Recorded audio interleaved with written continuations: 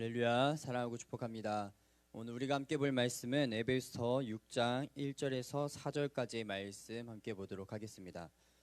에베소서 6장 1절에서 4절까지 말씀 저와 여러분들이 한 절씩 교독하도록 하겠습니다. 자녀들아, 주 안에서 너희 부모에게 순종하라. 이것이 옳으니라. 내 아버지와 어머니를 공경하라. 이것은 약속이 있는 첫 계명이니 이로써 내가 잘되고 땅에서 장수하리라. 또 아비들아, 너희 자녀를 노엽게 하지 말고 오직 주의 교훈과 훈계로 양육하라. 아멘. 할렐루야. 네. 사랑하고 축복합니다. 오늘 하루도 하나님의 말씀 안에서 승리하시고 또 하나님의 말씀으로 우리에게 허락하신 가정을 아름답게 세워가는 우리 복된 한독교회 모든 성도님들 되시기를 주님의 이름으로 축복합니다. 오늘 에베소서 6장 1절부터 4절까지의 말씀은 우리가 잘 알고 있는 말씀입니다. 가정 안에 주시는 하나님의 말씀으로 우리 자녀들이 부모님을 어떻게 섬길 것인가, 또 우리 부모님들은 자녀들을 어떻게 양육할 것인가에 대해서 말씀해주고 계십니다. 성경은 가정을 아주 중요하게 말씀하고 있습니다. 가정과 교회는 하나님께서 이 땅 가운데 세우신 하나님의 기관으로 하나님께서 세우신 것이 가정이고 교회인 것입니다. 그래서 하나님의 영광과 위대하신 그 뜻을 이 땅 가운데 이뤄가는 통로로 우리를 부르셨고, 또 우리를 통해서 가정을 이루게 하셨고 하나님의 교회를 이루게 하신 줄 믿으시길 바랍니다. 그래서 가정을 하나님의 말씀 안에서 잘 세워나가는 것이 중요한 것입니다. 에베소서는 끊임없이 우리가 성도로서 하나님의 교회를 어떻게 세워갈 것인가에 대해서 강조하고 있고, 그와 동시에 우리 가정도 주님의 그 말씀 안에서 잘 세워가야 됨을 말씀하고 있습니다. 오늘 말씀을 통해서 가정 안에서 우리 자녀들은 부모님을 어떻게 섬기고 또 부모님들은 자녀들을 어떻게 양육해야 하는지, 이것에 관해서 주신 말씀을 통해 함께 은혜 나눌 수 있기를 축복합니다. 먼저 오늘 자녀에게 주신 하나님의 명령이 있습니다. 그것이 무엇입니까? 부모에게 순종하고 공경해야 한다라고 말씀하고 계십니다. 우리는 어렸을 때부터 부모님께 순종해야 하고 또 잘해야 한다는 것을 교육과 또 문화 속에서 우리가 배우고 자라왔습니다. 그래서 오늘 하나님의 말씀인 부모에게 순종하라, 부모를 공경하라 라는 말씀을 비슷한 맥락에서 이해하고 또 인정하게 됩니다. 하지만 이런 문화와 또 사상들로 자리 잡고 바라보게 되는 하나님의 말씀은 하나님의 말씀으로, 축복으로 받아들이지 못하게 합니다. 오늘 우리가 성경 말씀을 하나님의 말씀으로 바라보고 또 대할 수 있기를 주님의 이름으로 축복합니다. 오늘 하나님은 자녀들에게 주 안에서 순종하라 라고 말씀하고 있습니다.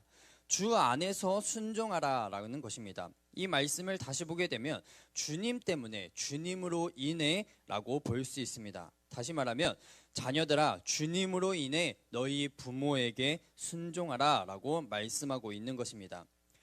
부모가 그리스도인이라서 또는 부모가 존경할 만한 자격이 있어서 순종하라는 것이 아니라 그 부모님 뒤에 계신 하나님을 바라보며 부모님을 허락하신 하나님의 섭리를 바라보며 하나님으로 인해 부모님께 순종하라고 명령하고 있는 것입니다.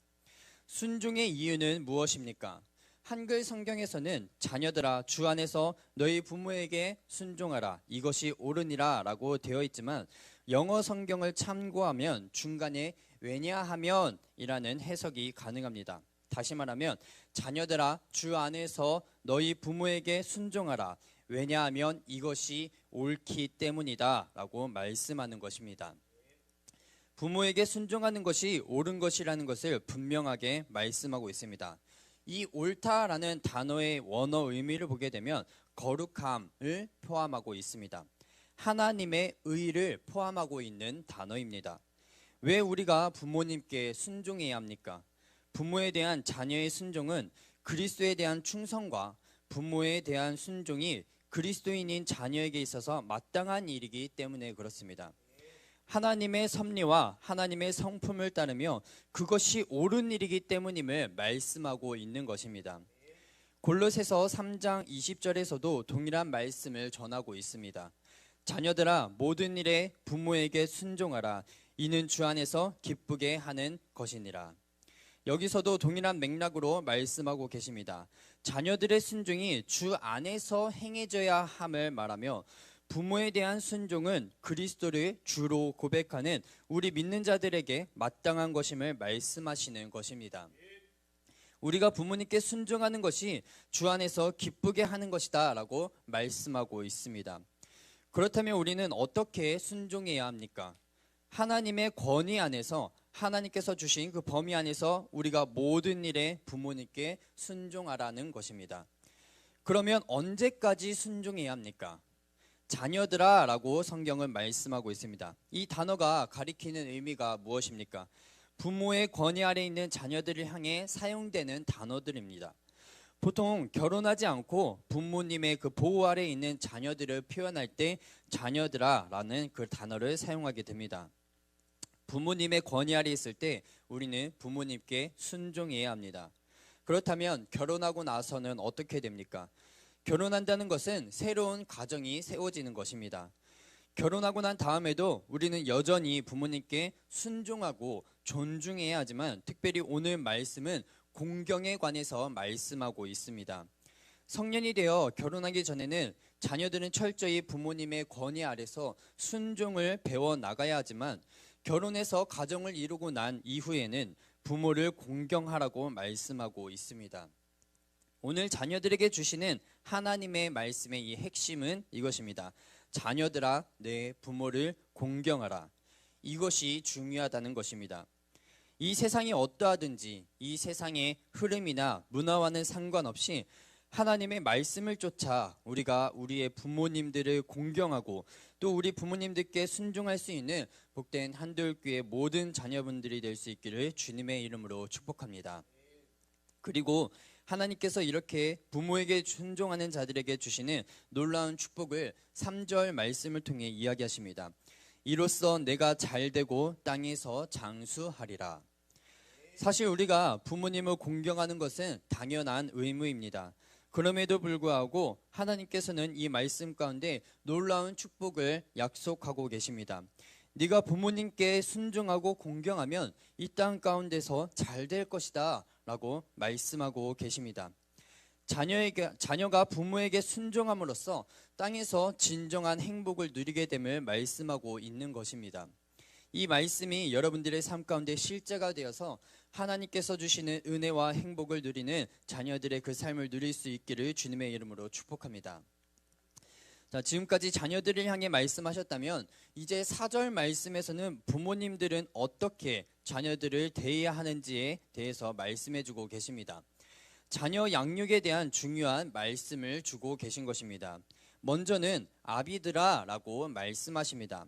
아비들이라는 단어의 그 뜻을 보게 되면 아버지만을 의미하고 있는 것이 아니라 아버지와 어머니, 부모 모두를 의미하고 있습니다. 그리고 이것은 자녀 양육의 책임이 부모에게 있다는 것을 말씀하는 것입니다. 시편 127편 3절 말씀을 보면 보라 자식들은 여호와의 기업이요 라고 말씀하고 있습니다. 여기서 자식들은 한 집의 혈통을 이어갈 존재로서의 자식을 이야기하고 있습니다. 또한 기업이라는 말은 상급의 의미도 있지만 숙제의 의미도 있다고 말씀하셨습니다. 즉 이 말씀을 다시 보면 자식은 바로 하나님께서 주신 선물이라는 것을 말씀하고 있는 것입니다. 하나님께서 우리 자녀들을 우리 부모님들의 기업으로 선물로 주셨다는 것입니다. 그래서 좋은 부모는 하나님께서 주신 이 자녀들을 기업으로 선물로 상급으로 알고 최선을 다해 돌보는 부모가 좋은 부모요 또 성경에서 말씀하고 있는 복된 부모인 줄 믿으시길 바랍니다. 그럼 어떻게 우리는 우리 자녀들을 잘 돌볼 수 있습니까? 먼저 노엽게 하지 말라라고 말씀하십니다. 노엽게 하지 말라는 말은 단순히 화나게 하지 말라라고 볼 수도 있습니다. 또한 자녀를 분노케 하는 태도나 말, 행동을 피해야 하는 것입니다.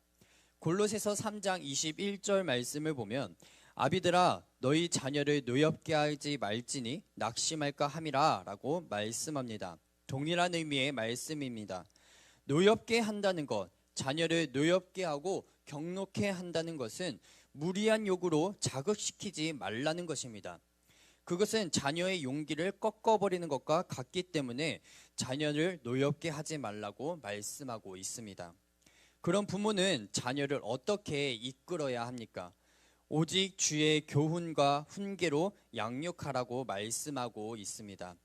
주님의 말씀으로 우리 자녀들을 교훈하고 훈계하라는 것입니다.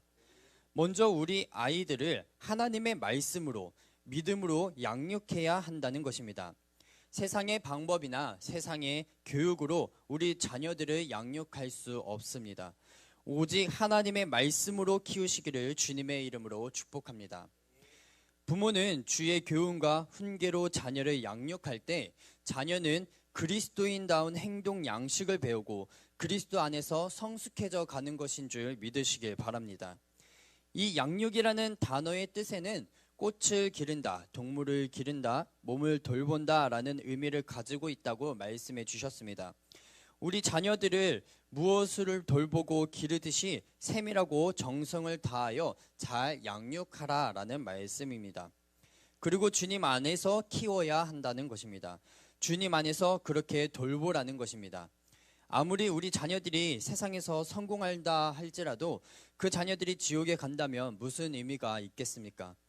우리 자녀들이 어릴 때부터 주님을 알고 말씀 안에 그들의 삶을 세워가고 말씀으로 하나님의 나라와 하나님의 영광을 위해서 이 땅의 삶이 전부가 아니라 영원한 하나님의 나라를 소망하며 또 바라보고 살아갈 수 있도록 우리 자녀들을 잘 양육할 수 있기를 주님의 이름으로 축복합니다.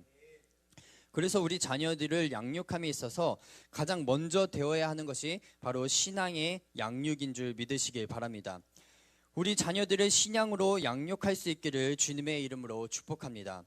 그러기 위해서는 먼저 우리 부모님들이 믿음 안에서 신앙 안에서 굳게 서 있어야 합니다. 왜냐하면 우리 자녀들은 부모님을 본받기 때문에 그렇습니다. 잠언 22장 6절 말씀을 보면 마땅히 행할 길을 아이에게 가르치라. 그리하면 늙어서 그것을 떠나지 아니하리라 라고 말씀하고 있습니다. 어려서부터 우리 자녀들을 믿음으로 양육하는 것이 너무나 중요하다라는 것입니다. 가르치라라는 단어의 뜻을 살펴보면 그 일생을 바치기 위해 훈련하라라는 의미가 있는 것을 알 수 있습니다.